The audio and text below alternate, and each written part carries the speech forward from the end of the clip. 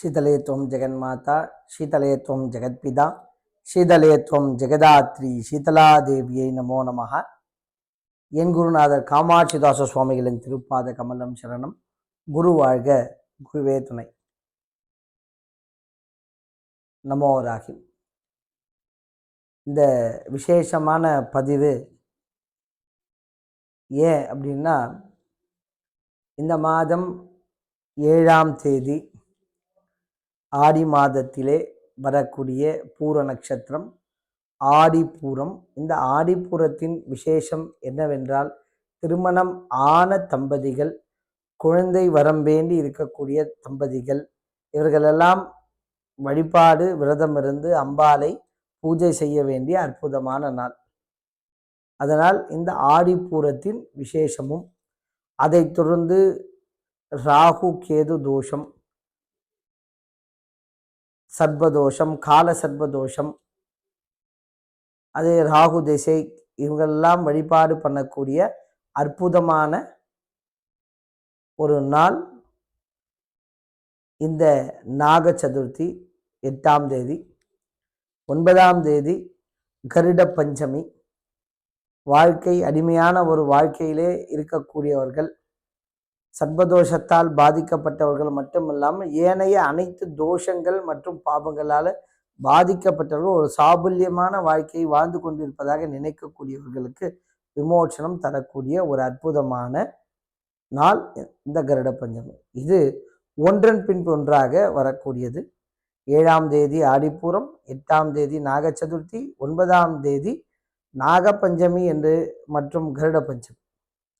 ஆக முதலிலே இந்த கருட பஞ்சமி, நாக சதுர்த்தி, ஆடிப்பூரம், இது மூன்றுத்தோட சிறப்பை நான் சொல்றேன். 7ஆம் தேதி ஆடிப்பூரம், அதை பார்ப்பதற்கு முன்னாடி நாக சதுர்த்தியை பற்றி நாம் அவசியம் பார்ப்போம். நாக சதுர்த்தியை பற்றி நாம் அறிய வேண்டும் என்றால் கருட புராணத்தை பற்றி நம்ம தெரிஞ்சுக்கணும். இந்த கருட புராணத்திலேயே ரொம்ப விசேஷமாக கருடரை பற்றி சொல்லும் போது இந்த நாக சதுர்த்தி, அதே மாதிரி கருட பஞ்சமியை பற்றியும் சொல்லியிருப்பாங்க. அதாவது பிரம்மதேவருக்கு மகனாக இருக்கக்கூடியவர் கஷ்யப்ப முனிவர். இந்த கஷ்யப்ப முனிவருக்கு 4 மனைவிகள். இந்த கஷ்யப்ப முனிவரோட ஆசிரமத்தில் பார்த்தீங்கன்னா, சிஷ்யர்களா ஒரு பெண்கள் மட்டும் இல்லாமல் பறவைகள், பட்சிகள், இவங்கெல்லாம் கூட பணிவிடைகள் செய்வாங்க. அந்த விதத்துல 2 சகோதரிகள், ஒருத்தர் கத்ரி, மற்றொருவர் வினதை. இந்த கத்ரி, வினதை இவங்க 2 பேரும் கஷ்யப்ப முனிவருக்கு தேவையான அத்தனை பணிவிடைகளும் சேவைகளும் தினசரி செய்து வராங்க. அப்படி பல ஆண்டு காலம் அவர்கள் செய்து வந்த அந்த பணிவிடை, அதன் பயனாக கஷ்யப்ப முனிவர் வினதைக்கும் கத்ரிக்கும், உனக்கு என்ன வரம் வேண்டுமோ கேள், அதை நான் தரேன் அப்படின்னு சொல்லிட்டு ஆசீர்வாதம் பண்றார். அப்போ கஷ்யப்ப முனிவருக்கு மனைவியாக இருக்கக்கூடிய வினதை மற்றும் கத்ரி, கஷ்யப்ப முனிவர் மாதிரி ஒரு மகானோட வாரிசு வேணும். அப்போ இந்த கத்ரி என்ன பண்றாங்கன்னா, 1000 பராக்கிரமங்களும் ஆசீர்வாதங்களும் நிறைந்த 1000 வாரிசு வேண்டும் அப்படின்னு கேட்குறாங்க. அதே மாதிரி வினதை, இந்த வினதையும் எப்படி கேட்குறாங்கன்னா,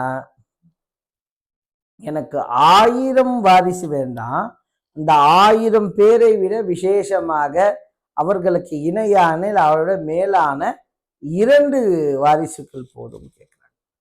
அது வரைக்கும் கத்ரிக்கு வினோதிக்கும் ஒரு பெரிய மனப்போராட்டம் சூழ்நிலை இதெல்லாம் இல்லை. எப்போ நம்ம 1000 வாரிசை விட இவங்க அதிகமான பலம் புரிந்திய ஒரு வரத்தை கேட்குறாளே அப்படின்னும் போது ஒரு சின்ன நெருடல் அந்த அம்மாவுக்கு கத்ரிக்கு ஆரம்பிக்குது. இந்த வரம் கொடுத்து இவர்கள் வாரிசு பெறுவதற்கு 500 ஆண்டு காலத்துக்கு பிறகு அவர்களுக்கு 2 பேருமே பறவை இனத்தை சேர்ந்த சூழ்நிலைன்றதால முட்டையிட்டு குஞ்சு பொரிக்கிறாங்க. அப்படி பண்ணும்போது கதிரியின் 1000 முட்டைகள்ல இருந்து 1000 நாகர்கள் வராங்க.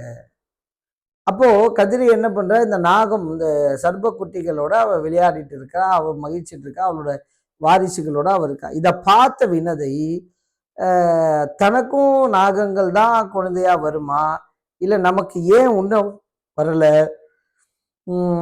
எப்படி நமக்கு முட்டைக்குள்ள என்ன இருக்கு, ஒரு மனிதரா இருப்பாங்களா, இல்லை பட்சியா இருக்குமா, இல்லை சர்ப்பமா இருக்குமான்னு ஒரு குழப்பத்துல 2 முட்டையில ஒரு முட்டையை இவளை உடைக்க ஆரம்பிச்சது. இப்போ வினதை இந்த முட்டையை உடைச்சவனே அந்த முட்டையிலிருந்து முழுமைத்துவம் பெறாத, இடுப்பு வரைக்கும் முழுமைத்துவம் பெற்று கால்கள் சரியா முழுமைத்துவம் பெறாத நிலையில் வரக்கூடிய குழந்தை, அந்த குழந்தையின் பேர் அருணன். இந்த அருணன் அவசரப்பட்டு என்னை இப்படி பண்ணிட்டு ஏன் தன் தாய் மீது கோவப்பட்டு, அன்றைக்கு நீ யாரோட போட்டி போட்டு அவசரப்பட்டு அவர்களுக்கு இணையா இல்லை அவர்களை விட நீ மேலானதா இருக்கணும்னு நினைச்சு ஒரு வரம் வாங்கினியோ அவர்களுக்கிடமே நீ அடிமையாக போக கடவாய் அப்படின்ட்டு. இப்போ அதன் விளைவா தன்னோட சகோதரனா இருக்கக்கூடிய அடுத்த முட்டையிலேருந்து வெளியில வரக்கூடிய வாரிசா இருக்கக்கூடிய கருட பகவானும் இந்த வினதையும் அவர்களுக்கு அடிமையாக இருந்தாங்கன்றது அடுத்து வரக்கூடிய கதைகளோட சூழ்நிலை. அப்போ இந்த இடத்துல இவங்களுக்கு சாபமாயிடுது. அப்புறம் முட்டை தான் இப்படி பண்ணிட்டோம், 2வதையாவது பறிச்சு பாதுகாக்கணும்னு சொல்லிட்டு ரொம்ப பொறுமையா நிறுத்தி நிதானமா அதுக்கான எல்லா விஷயங்களும் செய்து அதுலேருந்து வெளியில வரக்கூடியவர் தான், 2வது முட்டையிலேருந்து வெளியில வரக்கூடியவர் தான் கருட பகவான். இந்த கருட பகவான் இந்த நாகர்களுக்கு சகோதரர். இந்த சூழ்நிலை இருக்கும்போது அதே நேரத்துல பார்க்கடலை கடையிறாங்க.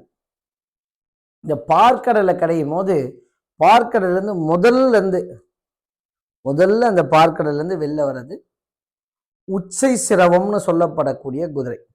நம்ம சமஸ்கிருத உச்ச சிரஸ் அப்படின்னு இந்த குதிரை நம்ம சொல்லுவோம் இல்லையா, அரேபியன் குதிரை அப்படின்னு நம்ம சொல்லுவோம். ரொம்ப ஒரு ஜெய்ஜாண்டிக்கா அழகா லட்சணமா ரொம்ப பெரிய பிரம்மாண்டமான குதிரைன்னு சொல்லுவோம். அந்த மாதிரி வார்த்தைகளால வர்ணிக்க முடியாத பறக்கக்கூடிய தன்மை கொண்ட ஒரு குதிரை. பால் நிறத்தை விட ரொம்ப தூய்மையான வெறும் வெள்ளை நிறத்துல இருக்கக்கூடிய குதிரை. இது இந்திர நிறத்துல இருக்கக்கூடிய குதிரை.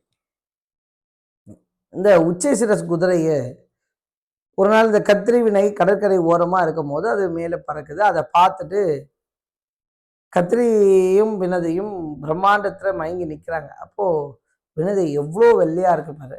அப்போ உடனே கத்திரி, இல்லை எல்லாம் வெள்ளை, ஆனா அந்த வால் மட்டும் கருப்புன்றான். இப்போ இந்த பேச்சுவார்த்தை அப்படியே முற்றி முற்றி முற்றி 2 பேருக்குள்ள ஒரு போட்டியா பந்தயமா போயிடுது. அதன் விளைவா இந்த நான் சொல்றேன், யார் வினதா சொல்றாங்க, நான் சொல்றேன் இந்த முழுமையான வெள்ளை குதிரை. கதிரை உடனே முழுமையான வெள்ளை, ஆனா வால் மட்டும் கருப்பு. அப்ப இந்த வாதம் ரொம்ப பெருசா போகுது. அதன் முடிவு ஒரு போட்டியிலும் பந்தயத்திலையும் போகுது. சரி, நான் உனக்கு அழைச்சிட்டு போய் காட்டுறேன், அது வால் கருப்பா இருந்தா, கதிரி சொல்றாங்க, அந்த வால் கருப்பா இருந்தா வினதையும் வினதையின் மகனும் எனக்கு அடிமை, நாகர்களுக்கு அடிமை. இல்ல அது முழுமையா வெள்ளையா இருந்தா நானும் எனது மகன்கள் 1000 பேரும் உனக்கு அடிமைன்னு சொல்லிட்டு கதிரி வினதா கிட்ட சொல்றாங்க. இது நடந்துட்டு இருக்கக்கூடிய அதே வேளையிலே நாகர்களின் தாயாக இருக்கக்கூடிய கதிரி நாகங்களிடத்திலேயே சொல்றா, நாகங்கள் நீங்க போயிட்டு இந்த உச்சை சிரவஸ் இவர்களோட வால்ல போயிட்டு நீங்க சுத்திக்கோங்க.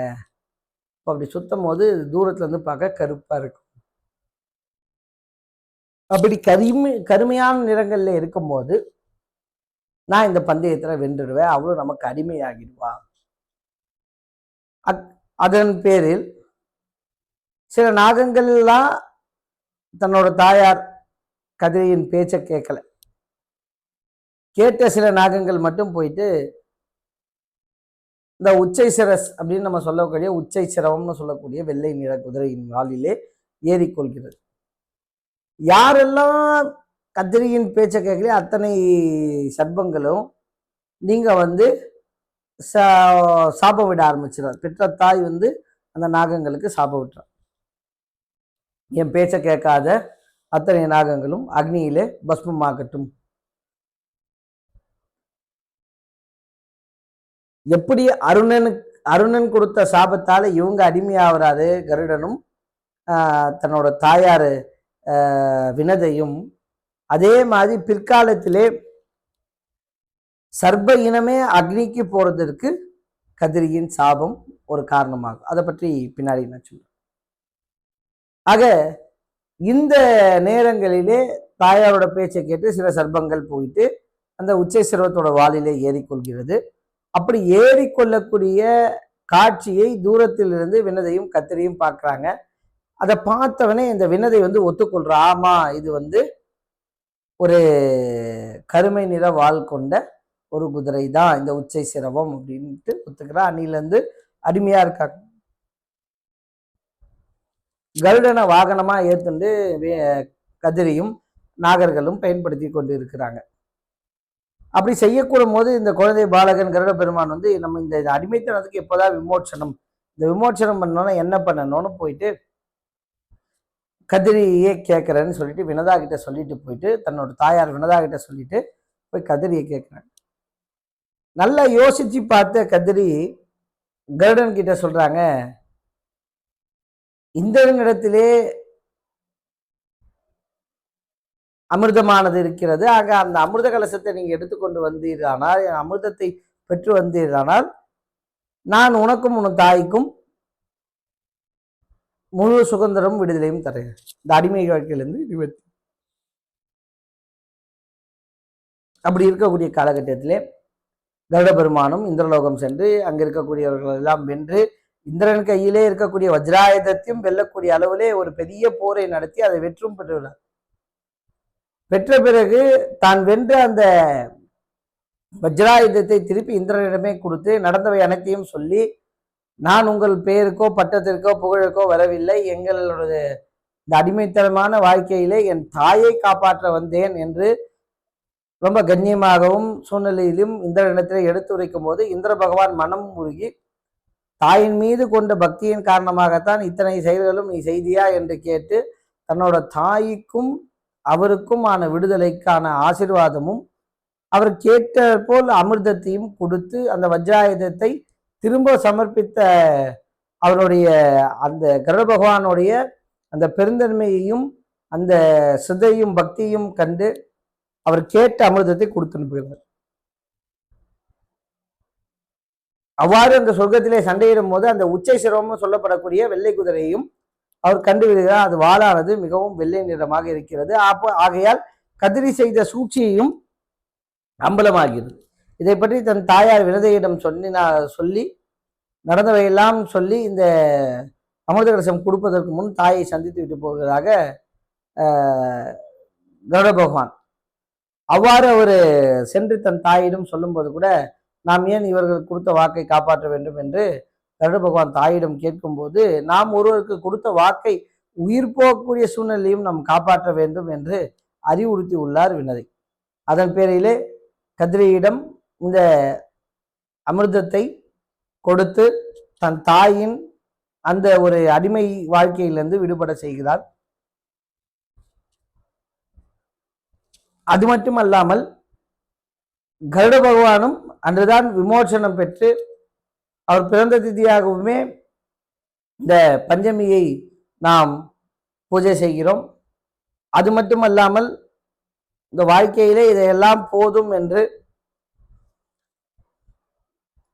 இத்தனை தியாகங்கள் தாய்க்காக செய்ததை மெச்சி விஷ்ணு பெருமாத்மா தாயாருடன் காட்சி கொடுத்து அவரை ஆட்கொள்கிறார். அப்போது இந்த எந்த ஒரு வாழ்க்கையும் எனக்கு வேண்டாம், எந்த வரமும் எனக்கு வேண்டாம், நான் சதா சர்வகாலமும் எம்பெருமான் விஷ்ணுவின் திருப்பாதங்களுக்கு தொண்டாற்றி கொண்டு தங்களின் வாகனமாக இருக்க விரும்புகிறேன் என்று அவர் மனசார விஷ்ணு பகவானிடம் பிரார்த்தனை செய்து கொள்கிறார். அதன் பலனாக அன்று முதல் இன்று வரை கருட வாகனம் என்பது எம்பெருமான் விஷ்ணுவின் தவிர்க்க முடியாத ஒரு இடத்தையும் ஆசீர்வாதத்தையும் பெற்று நமக்கும் ஏற்பட்டிருக்கக்கூடிய எத்தனையோ பயங்கள், அச்சங்கள், தோஷங்கள்லேருந்து விடுபட்டு வருவதற்கு இந்த கருட பஞ்சமி கருட பகவானை வழிபாடு செய்வது ரொம்ப விசேஷம். அது மட்டும் இல்லாமல் நாகர்களை வழிபாடு செய்தால் வெறும் நாகத்தை மட்டும் வழிபாடு செய்த பலன் உண்டு. ஆனால் கருட பகவானை வழிபாடு செய்தால் 8 நாகத்தையும் சேர்த்து வழிபாடு செய்ததற்கான பலன். ஏனென்றால் அவருடைய ஆபரணமாக அனந்தன், தக்ஷன், கார்கோடகன், சங்கன், பத்மன், மகாபத்மன் என்று சொல்லப்படக்கூடிய அஷ்டநாகத்தையும் அணிகலகனாக கொண்டவர் கருட பெருமான். ஆக இந்த கருட பெருமான் ரொம்ப விசேஷமான திதி இந்த கருட பஞ்சமி. அதை தொடர்ந்து அதற்கு முன்னாள் நாம், அதாவது 9ஆம் தேதி கருட பஞ்சமி நாம் கொண்டாடுகிறோம் என்றால் அதுக்கு முன்னாள் நாக சதுர்த்தி, அதாவது 8ஆம் தேதி. இந்த 8ஆம் தேதி நாக சதுர்த்தி என்றால் ஆடி மாதம் வரக்கூடிய வளர்பிறை சதுர்த்தி திதி, ஆடி அமாவாசைக்கு பிறகு வரக்கூடிய சதுர்த்தி திதி. இந்த திதியிலே யாரெல்லாம் ராகு, கேது மற்றும் சர்ப்பங்களுக்கு பூஜை செய்கிறார்களோ அவர்கள் ராகு, கேது தோஷங்கள், காலசர்ப்ப தோஷங்கள், நாக தோஷங்கள், இது போன்ற ராகு கேதுவால் சர்ப்பத்தால் ஏற்பட்டிருக்கக்கூடிய அனைத்து பிரச்சனைகளிலும் தீர்வு பெறுவதற்கு ஒரு அற்புதமான நாள் இந்த நாக சதுர்த்தி. இந்த நாக சதுர்த்தி அன்று விரதம் இருக்கக்கூடியவர்கள், அந்த வாய்ப்பு இருக்கக்கூடியவர்கள், திருமணம் தள்ளி போகக்கூடிய சூழ்நிலை இருக்கிறவர்கள், திருமண வரன் அமையாமல் இருக்கிறவர்கள், திருமண வாழ்க்கையிலே ஒரு பரஸ்பரமான நிலை இல்லாமல் இருக்கக்கூடியவர்கள், பிரிந்து இருக்கக்கூடியவர்கள், திருமணமாகி நீண்ட நாட்கள் குழந்தை பாக்கியம் இல்லாமல் இருக்கிறவர்கள், இவர்களெல்லாம் நாகத்தை வழிபாடு செய்யலாம். அது மட்டுமல்லாமல் நாகத்தை கொண்டிருக்கக்கூடிய தெய்வங்கள் சிவபெருமான், தாயார் கருமாரி, முத்துமாரி, அதை போன்று அம்பாள், அனந்தன் என்று சொல்லப்படக்கூடிய ஆதிசேஷன் மீது சைனகோலத்திலே இருக்கக்கூடிய பெருமாள், அது மட்டுமல்லாமல் வாசுகி நாகத்தை அணிந்திருக்கக்கூடிய சிவபெருமான், இவர்களெல்லாம் வழிபாடு செய்வது விசேஷம். அது மட்டும் இல்லாமல் அருகாமையில் இருக்கக்கூடிய புற்றுக்களிலே பால் ஊற்றி வழிபாடு செய்வது மிக மிக மிக மிக சிறப்பு. எல்லாவற்றுக்கும் மேலாக திருமண வாழ்க்கை எதிர்கொண்டு இருக்கக்கூடியவர்கள் நிச்சயமாக இந்த நாகப்பஞ்சமியிலே, அதுவும் குறிப்பாக ராகுகால நேரங்களிலே பூஜை செய்வது மிக மிக விசேஷம். குறிப்பிட்ட ராகு காலத்தில் பண்ண முடியவில்லை என்றாலும் கூட அந்த நாக சதுர்த்தி இருக்கக்கூடிய சதுர்த்தி திதியிலே நிச்சயமாக நீங்கள் அருகாமையில் இருக்கக்கூடிய சர்ப்பங்களுக்கு பூஜை செய்யுங்கள். அஷ்டநாக தசநாக ஓமங்கள் நடைபெறக்கூடிய இடத்திலே கலந்து கொண்டு பூஜைகள் செய்து கொள்ளுங்கள். குறைந்தபட்சமாக கருப்பு உளுந்தும் கொள்ளையும் சுண்டலாக செய்து கொடுங்கள். ஹோமம் செய்யக்கூடிய இடங்களிலே அதை ஹோம திரவியங்களுக்காக எடுத்துக்கொண்டு போய் செய்யுங்கள். அருகாமையில் இருக்கக்கூடிய கோவில்களிலே பால் அபிஷேகம் உங்கள் கையால் ராகு கேதுக்கு செய்யுங்கள். மஞ்சளால் பூசி புது வஸ்திரங்கள் கொடுத்து அவர்கள் ஆசீர்வாதம் பெற்று நல்ல ஒரு வாழ்க்கை துணையை பெறுவதற்கான எல்லா ஆசீர்வாதம் பெற்றுக்கொள்ளுங்கள். இதெல்லாம் எப்போது நடக்குமானால் நாக சதுர்த்தியிலே தலைவராக இருக்கக்கூடிய ஆதிசேஷனும் அனந்த கோலத்திலே இருக்கக்கூடிய நாகராஜரை திருப்தி செய்ய வேண்டும். அது மட்டும் இல்லாமல் நாகர்கோயிலே இருக்கக்கூடிய நாகராஜர் கோயிலை வழிபாடு செய்வது ரொம்ப விசேஷம். இதை தாண்டி ராகு கேது என்று நவகிரகங்களே இருக்கக்கூடிய ராகு கேது வழிபாடு செய்வது மிக மிக விசேஷம். இதையெல்லாம் பண்ணவில்லை என்றாலும் கூட வீட்டிலே இருக்கக்கூடிய முத்துமாரி, கருமாரி, எல்லையம்மா, கங்கையம்மான் போன்ற அம்பாள், நாகத்துடன் இருக்கக்கூடிய தேவதைகளை வீட்டிலேவாது குறைந்தபட்சம் அவர்கள் படத்திற்கு பொட்டு வைத்து ஒருவேளையாவது உபவாசம் என்று சொல்வார்கள், உண்ணாமல் இருக்கக்கூடிய நிலை, இந்த நிலை இருக்கிறது மிக மிக மிக மிக விசேஷம். அது தவிர்த்து வேறு ஏதாவது செய்ய வேண்டும் என்றால் தயவு செய்து கர்ப்பிணி பெண்கள் மற்றும் உடல் ஆரோக்கிய குறைபாடு உள்ளவர்கள் விரதம் இருக்க வேண்டிய அவசியம் இல்லை. நல்ல ஆரோக்கியத்தில் இருப்பவர்கள் மட்டும் விரதம் இருங்கள். மற்றவர்கள் வழிபாடு பூஜைகள் செய்யுங்கள், விளக்குகள் ஏற்றுங்கள், மனசார பிரார்த்தனை செய்யுங்கள். ஓம் ராகுவே போற்றி, ஓம் கேதுவே போற்றி என்றும், அது மட்டும் இல்லாமல் ஓம் நாகராஜா நமக என்றும், நாகராஜா போற்றி என்றும் மனசார பூஜை செய்யுங்கள். அதே உங்களுக்கு எண்ணற்ற ஆயிரம் ஆசீர்வாதங்களை உங்கள் இல்லங்களிலே கொண்டு வந்து சேர்க்கும். கூடுமான வரை ராகு பாதிப்பில் இருக்கக்கூடியவர், ராகு தசை, ராகு புத்தி, மற்ற கிரகத்தின் தசை ராகு புத்தி நடக்கக்கூடியவர்கள், கேது புத்தி நடக்கக்கூடியவர்கள், கேது தசை நடக்கக்கூடியவர்கள் அனைவரும் தவறாமல் இந்த ராகு கேது பூஜை செய்வது உங்கள் வாழ்க்கையிலே உன்னதமான ஒரு நிலையை உங்களுக்கு கொடுக்கும். இது மட்டும் அல்லாமல் இந்த நாக சதுர்த்தி என்று எண்ணற்ற கதைகள் விசேஷமாக இருந்தாலும் கூட இந்த பரீட்சித்து மகாராஜா கதை தான் பெரும்பாலும் இந்த நாக சதுர்த்திக்காக சொல்லுவாங்க. முன்பொரு காலத்திலே பரீட்சித்து மகாராஜா, இந்த மகாராஜாவுக்கு சர்ப்பம் தீண்டி இறக்க வேண்டும் என்பது விதி. அந்த விதியை, அந்த ராஜாவை காப்பாற்ற வேண்டும் என்ற எண்ணத்திற்காக கடலுக்கு நடுவிலே ஒரு மாபெரும் கோட்டை அமைத்து அந்த கோட்டைக்குள்ளே எந்த விதமான சர்ப்பங்களையும் புகாத வண்ணம் ஏற்பாடுகள் செய்யப்பட்டிருந்தது. அதையும் மீறி சிவபூஜை செய்வதற்காக கொண்டு வந்த பூக்களுக்கு நடுவிலே ஒரு குட்டி சர்ப்பமாக இருந்து பின்பு அந்த விதியை முடிக்க வேண்டிய நேரத்திலே நாகராஜர் பெரிய சர்ப்பமாக மாறி அவரின் உயிரை பறித்தார். அதற்கு பழிவாங்கும் விதத்திலே பரீட்சித்து மகாராஜாவின் வாரிசாக வரக்கூடிய ஜனமேஜயன் பின்பு காலத்திலே சர்ப்பமேத யாகம் செய்கிறார். மிகவும் விசேஷமாக நடைபெறுகின்ற இந்த சர்ப்பமேத யாகங்களிலே எண்ணற்ற ஆயிரம் சர்ப்பங்கள் தீயிலே இரையாகி அழிந்து விட்டது. இந்த சாபத்தை யார் வணங்கினார் என்றால், முன்பு இருக்கக்கூடிய காலகட்டங்களிலே நாகர்களின் தாயாக இருக்கக்கூடிய கதிரி வழங்கிய சாபத்தின் விளைவாகத்தான் இந்த நிகழ்வாக நடைபெற்றது. அந்நேரத்திலே உலகத்தில் இருக்கக்கூடிய கடைசி சர்ப்பம் வரைக்கும் அழிக்க வேண்டும் என்ற எண்ணம் ஜனமேஜயனுக்கு ஓங்கி இருந்ததின் பலனாக இந்த சர்ப்பமேத யாகம் செய்து எல்லா சர்ப்பத்தை அழித்து கொண்டிருந்த காலத்திலே அந்த வாழ்க்கையிலே இறைவன் படைப்பிலே எந்த ஒரு உயிரினம் இல்லை என்றாலும் அது வாழ்க்கை சுழற்சி முறையிலே பெரிய ஆபத்தை விளைவித்துவிடும். ஆகையால் இதை அறிந்து உணர்ந்த மகரிஷி ஆஸ்திகர் இவர் அந்த சர்ப்பத்தை தடுத்து நிறுத்தி சர்ப்பங்களுக்கு அந்த சாந்தி கொடுத்து ஒரு புனர்வாழ்வு கொடுத்த நாள் இந்த நாக சதுர்த்தி. ஆகையால் இந்த நாகர்களாக ஏற்பட்டிருக்கக்கூடிய பாதிப்பு யார் யாருக்கெல்லாம் உண்டோ அவர்களாம் நாகங்களை வழிபாடு செய்து கருப்பு உளுந்து கொள்ளு இதெல்லாம் நைவேத்தியமாக வைத்து பால் எல்லாம் அருகாமையில் இருக்கக்கூடிய புற்றுக்களிலே ஊற்றி மஞ்சள் குங்குமம் விட்டு வணங்கினார்கள்னா நிச்சயமாக அவர் வாழ்க்கையிலே நல்ல சூழ்நிலை வரும். அது மட்டும் அல்லாமல் முன்பொரு காலத்திலே ஒரு 7 சகோதரர்களுடன் பிறந்த ஒரு சகோதரி தனது சகோதரர்களுக்காக கஞ்சி சுமந்து கொண்டு போகும்போது ஒரு கழுகு ஒரு நச்சுடைய பாம்பை கொண்டு சுமந்து சென்ற போது அந்த பாம்பின் வாயிலிருந்து ஒரு நச்சு அந்த கஞ்சியிலே விழுந்து அதை அருந்திய அனைத்து 7 சகோதரர்களும் மாண்டு விட்டார்கள். தன் சகோதரர்களும் மாண்டு விட்டதை எண்ணி அழுது தன்னோட உயிர் போகும் அளவுக்கு கூட பக்தி செய்து எல்லாம் நீதான் என்று பார்வதி பரமேஸ்வரனை சரணாகதி அடைந்தால் அந்த பெண்ணின் பக்தியை மெச்சி நாகராஜரும் அன்னை பார்வதியும் அவர்களுக்கு ஆசீர்வாதம் வழங்கி உயிர் துறந்த 7 சகோதரர்களும் உயிர் பெற்ற நாளாக இந்த நாக சதுர்த்தியை நாம் வழிபாடு செய்கிறோம். ஆகையால் யார் ஒருவர் இந்த நாக சதுர்த்தி பூஜையை செய்கிறார்களோ அவர்கள் சகோதர சகோதரிகள் வாரிசுகள் மென்மேலும் வாழையடி வாழையாக தொடர்ந்து அளவில்லாத செல்வத்துடன் மகிழ்ச்சியுடன் வாழ்வார்கள் என்று நமக்கு புராண கதைகளும் மற்றும்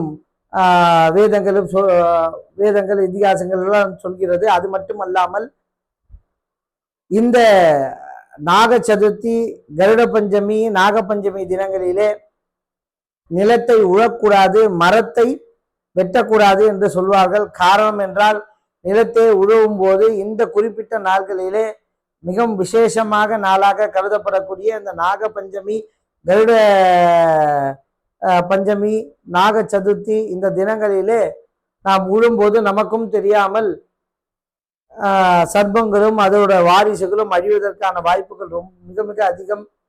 அவ்வாறு அழியக்கூடிய தருவாயிலே நாகத்தால் ஏற்படக்கூடிய தோஷங்கள், அதுவும் குறிப்பாக இந்த நாக சதுர்த்தி தினத்திலே ஏற்பட்டால் அது நிச்சயமாக பல வம்சங்களுக்கு தொடர்ந்து தன்னோட சிரமத்தை ஏற்படுத்தும். ஆகையால் பித்ரு சாபத்திலிருந்து கூட ஒரு மனிதன் மீண்டு வர முடியும். ஆனால் சர்ப்ப சாபத்திலிருந்து அவ்வளவு எளிதாக மீண்டு வர முடியாது. அவ்வாறு அந்த சர்ப்பத்தின் சாபம் பெற்றவர்கள் நல்ல வாழ்க்கை துணை அமையாமல், நல்ல புரிந்த ஒரு வாழ்க்கை அமையாமல் வாழ்க்கை அமைந்து கொண்டாலும் கூட ஒரு பரஸ்பரமான சூழ்நிலை இல்லாமல், வாரிசு இல்லாமல் எண்ணற்ற பல சிரமங்களுக்கு உள்ளாவார்கள். ஆகையால் இந்த மாதிரி திருமணம் தடைபெற்று இருக்கக்கூடியவர்கள், திருமண வாழ்க்கையிலே மகிழ்ச்சி இல்லாதவர்கள், அது மட்டுமல்லாமல் திருமண வாழ்க்கைக்குள்ளேயே மிக கசப்பான அனுபவங்கள் உள்ள அனைவருமே வழிபாடு செய்யக்கூடிய நாளாகப்பட்டது இந்த நாக சதுர்த்தி. அதுவும் 8/8/2024 அன்று தவறாமல் இவ்வாறு பாதிப்புக்கு உள்ளாகி இருக்கக்கூடியவர்கள் நிச்சயமாக ராகு கேதுக்கு பூஜை செய்யுங்கள். சர்ப்பங்களுக்கு பூஜை செய்து அருகாமையில் இருக்கக்கூடிய புற்றுக்களிலே பால் ஊற்றி நிச்சயமாக வழிபாடு செய்யுங்கள். உங்கள் வாழ்க்கை எண்ணற்ற மாற்றங்களுக்கு உள்ளாகும். திருமணமானா போதுமா சாமி, அடுத்து வாரிசு சந்தான பிராப்தின்னு ஒண்ணு இருக்கணுமே. குழந்தை திருமணமாகி குழந்தை பாக்கியத்துக்காக காத்திருக்கக்கூடியவர்களுக்கென்றே ஒரு அற்புத நாள் உண்டு என்றால் அது 7/8/2024 ஆடிப்பூரம் அன்று அருகாமையில் இருக்கக்கூடிய அம்மன் கோவில்களுக்கு சென்று வளையல் வாங்கி அம்பாளுக்கு சாற்றி வழிபாடு செய்யுங்கள். அம்மா, நான் உனக்கு வளையல் கொடுத்துறேன், என்னைக்கு எனக்கு வளகாப்புன்னு நீங்க அம்பாள் இடத்துல கேட்கக்கூடிய அளவுக்கு ஒரு உரிமையோடு அம்பாள் உங்களுக்கு ஆசீர்வாதம் செய்யக்கூடிய நாளாகப்பட்டது இந்த ஆடிப்பூரம். பூரத்திலே பிறந்தவள் அன்னை ஆண்டாள். ஆண்டாள் கோவில் ஸ்ரீவில்லிபுத்தூரிலே பார்த்தீங்கன்னா 10 நாட்களும் மிக விசேஷமாக உற்சவம் நடைபெறும். வாய்ப்பு இருக்கக்கூடியவர்கள் அருகாமையில் இருக்கக்கூடிய அன்னை தாயார் ஆண்டாளை வழிபாடு பண்ணி ஆண்டாளுக்கும் ஆடிப்பூரத்துக்கு விசேஷமாக அலங்காரங்கள்லாம் செய்வதற்கு. அது மட்டுமல்லாமல் எந்த ஊரில் இருந்தாலுமே சரி, ஆடிப்பூரத்துக்கு என்று சிறிய கோயிலோ பெரிய கோயிலோ விளக்கு வளையல் அலங்காரம் செய்வார்கள். ஆக யாரெல்லாம் பேறு பெற வேண்டும் என்று நினைக்கிறீர்களோ, யாருக்கெல்லாம் புத்திரபாக்கியம் வேண்டும் என்று நினைக்கிறீர்களோ, அவர்களெல்லாம் அம்பாளுக்கு வளையல் வாங்கி கொடுத்து அணிந்து அம்பாள் அலங்காரத்துக்கு அந்த வளையலை கொடுங்கள். அவர்கள் அலங்காரம் செய்து தருவார்கள். அது மட்டும் இல்லாமல் அன்றைய ஆடிப்பூரத்தன்று வரக்கூடிய ஸ்திரீகளுக்கு கோவில் குளங்களுக்கு சென்று அங்கு வரக்கூடிய ஸ்திரீகளுக்கு தாம்பூலம் வளையலுடன் சேர்த்து கொடுத்து ஆசீர்வாதம் பெற்றுக் கொள்ளுங்கள். 100 பேருக்கு தருகிறீர்கள் என்றால் உங்களுக்கே மனசுக்கு தெரியும், இவர்கள் பார்த்தால் சாட்சாத் அம்பாள் போல் இருக்கிறார் என்று தோன்றும். அவ்வாறு உங்களுக்கு தோன்றக்கூடிய அம்பாளின் சொரூபமாக உங்களுக்கு மனசில் படக்கூடிய ஸ்திரீகளுக்கும் பெண்களின் காலில் விழுந்து ஆசீர்வாதம் வாங்க. நிச்சயமாக அடுத்த ஆண்டுக்குள்ளேயே உங்களுக்கு ஒரு பெரிய மழலை செல்வம் அம்பாளின் ஆசீர்வாதத்தால் கிடைக்கும். அப்பேற்பட்ட விசேஷமான நாள் இந்த ஆடிப்பூரம். கூடுமானவரை மாலை நேரங்களே தெய்வங்களுக்கு நடக்கக்கூடிய விசேஷ ஆடிப்பூர பூஜைகளில் கலந்து கொண்டு புத்திர பாக்கியம் பெறுங்கள். திருமணம் நடக்கவில்லை, திருமணம் தள்ளி போகுது என்றால் உங்களுக்கான நாள் நாக சதுர்த்தி. அதே மாதிரி சந்தான பாக்கியம் வேண்டும் என்றால் உங்களுக்கான நாள் ஆடிப்பூரம். அதே மாதிரி அடிமை வாழ்க்கையிலிருந்து விமோச்சனம் பெறும், சாபம் பாபத்திலிருந்து விமோச்சனம் பெற வேண்டும், நல்ல உயர்ந்த பதவி அடைய வேண்டும், உங்களுக்கு சர்பத்தால் ஏற்படக்கூடிய தோஷங்கள்லிருந்து விலகி, திருஷ்டி தோஷங்கள்லிருந்து விலகி நல்ல நிலை அடைய வேண்டும் என்றால் நீங்கள் வழிபாடு செய்யக்கூடிய நாள் கருட பஞ்சமி. ஆகையால் 7ஆம் தேதி ஆடிப்பூரம், 8ஆம் தேதி நாகபஞ்சமி, 9ஆம் தேதி கருட பஞ்சமி. ஆகையால் இந்த 3 நாட்களையும் தவறாமல் பூஜை செய்து வழிபாடு செய்தீர்களானால் உங்கள் வாழ்க்கையில் நிச்சயமாக அம்பாள் ஆசீர்வாதத்திலே ஒளி வீசும். அது மட்டுமல்லாமல் ஒரு அற்புதமான நாள். இதை பயன்படுத்தி கொண்டீங்கன்னா உங்கள் வாழ்க்கை இல்லை என்ற ஒரு சொல்லே இல்லாமல் போகிவிடும். அத்தனை ஆசீர்வாதம் தரக்கூடிய ஒரு அற்புதமான நாள் இந்த நாள். பயன்படுத்தி கொள்ளுங்கள். இறைவனின் ஆசீர்வாதத்தோடு ஒருவேளை மட்டும் விரதம் இருந்து சிதையாக பக்தி செய்யுங்கள். நாக சதுர்த்தி பூஜை செய்யக்கூடியவர்கள் அம்பாளின் படம் வைத்து வணங்குங்கள். கருட பூஜை செய்யக்கூடியவர்கள் கருடனின் படம் 8 நாகங்கள் வைத்திருக்கக்கூடிய கருடனின் படத்தை வைத்து வழிபாடு பண்ணுங்கள். தனிப்பட்ட முறையிலே கருடனின் படம் கிடைக்க வாய்ப்பில்லாதவர்கள் எம்பெருமான் விஷ்ணுவை சுமந்த மாதிரி இருக்கக்கூடிய கருட பகவானின் படம் வைத்து வணங்குங்கள். இவை இரண்டுக்குமே ஒரே தன்மைதான். ஆகையால் இதை செய்யுங்கள். திருஷ்டி தோஷம் போன்ற விஷயங்கள், தொழில் போட்டி போன்ற விஷயங்கள்லிருந்து மீண்டு வர முடியும். கருட பகவானை நமஸ்காரம் செய்தால் அத்தனை புண்ணியங்கள் வரும். அதுவும் விசேஷமாக கருட பஞ்சமி நமது ஆலயத்திலே கூட அன்றைய தினமானது அன்னை வாராகியானவள் கருடன் மீது இழந்தவாறு தான் அல்பாகிக்க உள்ளால் கருட வாகனத்தில். ஆகையால் அனைவரும் இந்த 3 நாட்களிலே நடைபெறக்கூடிய பூஜைகளை கலந்து கொண்டு அந்த பூஜைகளை உங்கள் இல்லங்களிலே செய்து கொண்டு வாழ்க்கையில் உங்களுக்கு ஏற்பட்டக்கூடிய அனைத்து இன்னல்களிலிருந்து கலைந்து வெளியே வாருங்கள். அதுக்கான நாள் தருணம் இதுதான். ஆகையால் நாக சதுர்த்தி பூஜை செய்யுங்கள், கருட பஞ்சமி பூஜை செய்யுங்கள், ஆடிப்பூரம் பூஜை செய்யுங்கள். செய்ய முடியவில்லை என்றாலும் செய்யக்கூடிய கோவில்களில் சென்று கலந்து கொள்ளுங்கள். வாழ்க்கையில் எல்லா அல்லதும் நீங்கி நல்லதெல்லாம் நடக்க அன்னையை பிரார்த்தனை செய்து கொள்கிறேன். நோயற்ற வாழும் குறைவற்ற வாழ்க்கையும் உங்கள் அனைவருக்கும் கிடைக்கட்டும். அம்பாளின் ஆசீர்வாதமும் பரிபூர்ண ஆனந்த நிறையும் உங்கள் உள்ளங்களிலும் இல்லங்களிலும் நிறையட்டும். ஓம் நமோ வராகி.